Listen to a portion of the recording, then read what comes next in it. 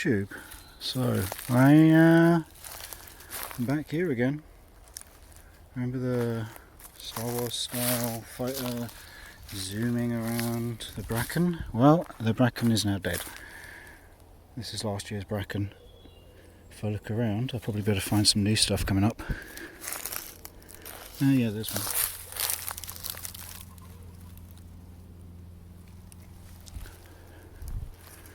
And there's another.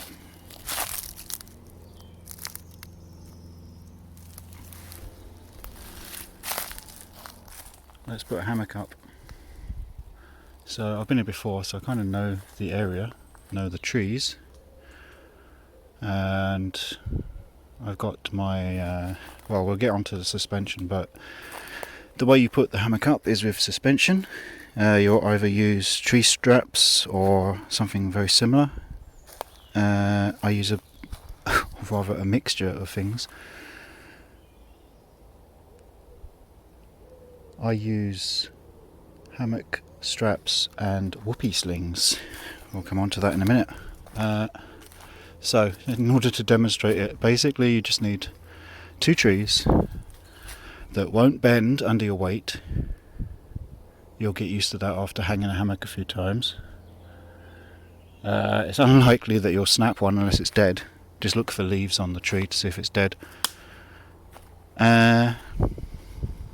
Basically, they have to be around 3 to 4 meters apart.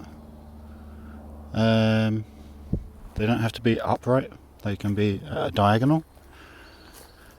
Just don't worry about tying off to them so much, it's more of a friction thing.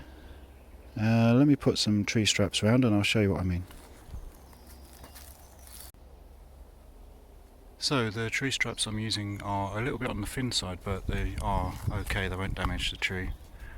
Anything over an inch generally, an inch or over. The way that you do it is you put the strap around the tree, you pass it back through itself with these. These are really simple ones. As you can see, there is a loop. And then you make sure that you're pulling on, not on the loop, but around the tree, if you see what I mean. So you don't want it tensioned like that, you want it tensioned like that.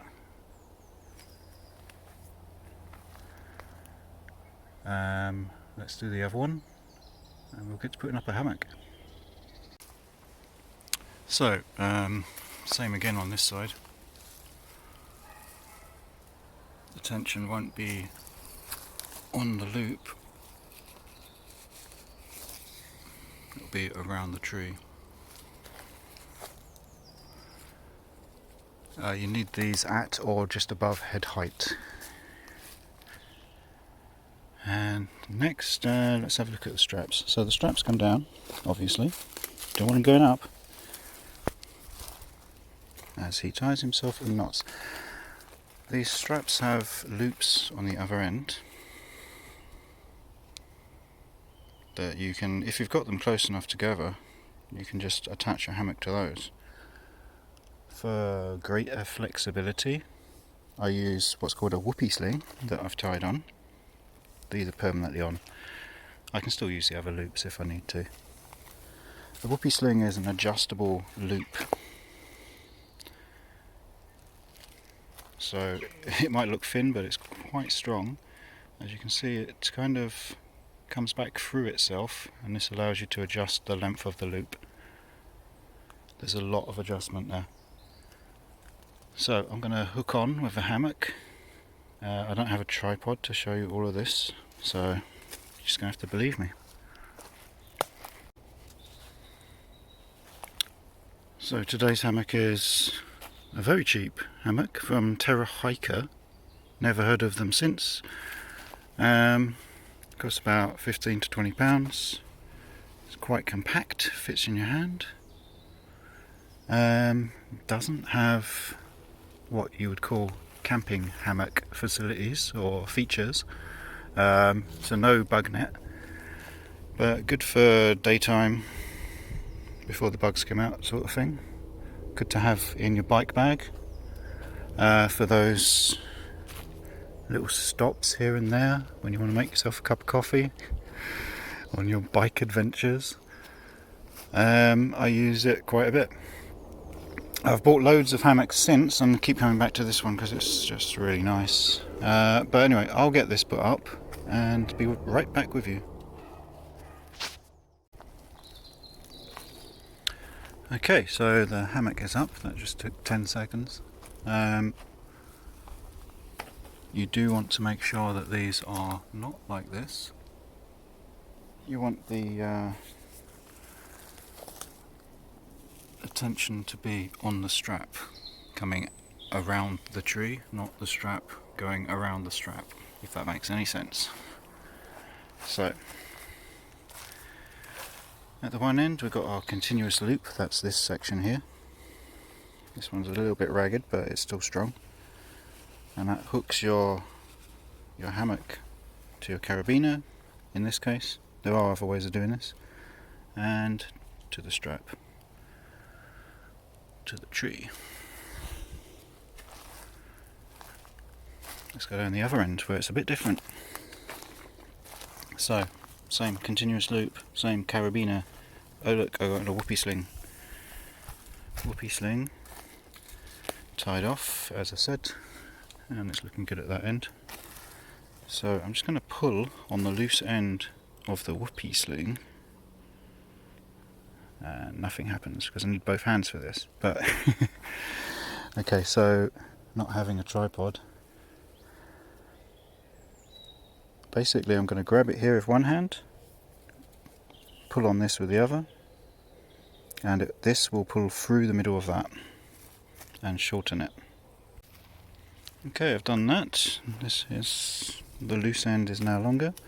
What I would say is run your fingers back and forth along there, along the doubled section, just to smooth it out. It's a bit like a Chinese finger trap. Except it's trapping itself on the way back from the loop. So there we go. The hammock is now at the height I want it, roughly. I can make some more adjustments as I go. But that's the simplest way I know to hang a hammock. If the trees were further apart, I do have another whoopee sling at this end, but I don't have to use it today. You can go like 20-25 feet apart quite easily, as long as you get them high enough at each end. I'll leave it at that, I think. That is the simple guide to hanging your hammock. All that's left to do now is open, well, I haven't got beer with me, I've got ginger beer. Open a ginger beer, have my pot noodle. I've got a flask of hot water to make that up, boiling water. And yeah, enjoy the last of the evening sunshine.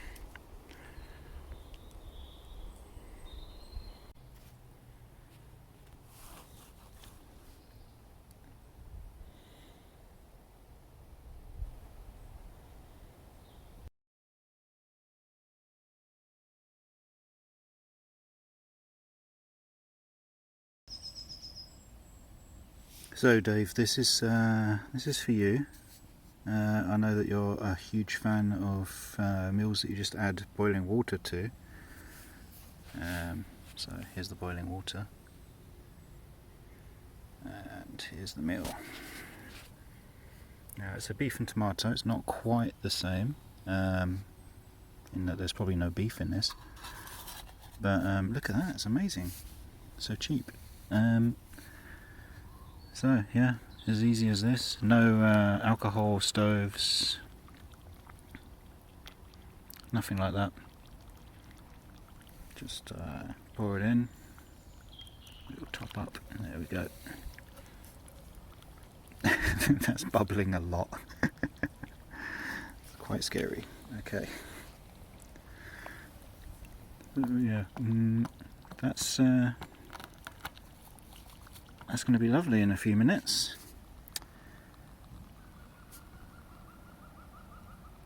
A few moments later. And it's been a few minutes, so let's open it up. Look at that. I've put the sauce in, the ketchup.